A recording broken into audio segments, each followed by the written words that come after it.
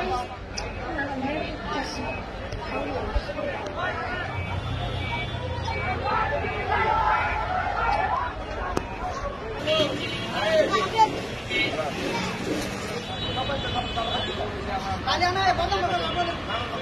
সাংগঠনিক সম্পাদক। কত নং ওয়ার্ড এটা? 51 নং ওয়ার্ড।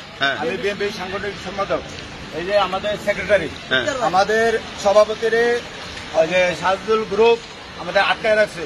এখন এটা হচ্ছে আমাদের এলাকা, আমাদের এলাকার মালটাল হেরা নাই, আমাদের কর্মী খরচও দেয় না। এত বছর এই দলের জন্য যা করছি সবাই জানে, মামলা হামলা, বাড়িতে ঘুমাইতে পারি নাই। তারপরে হেরা অন্য এলাকা থেকে বহিরাগতরা আইসা আমাদের মাল নিয়ে যায়।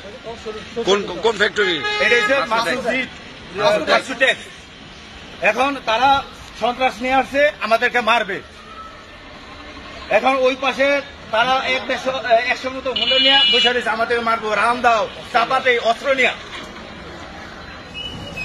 আসলে এলাকার হক, প্রতিবেশীর হক, এটা সবাই জানে।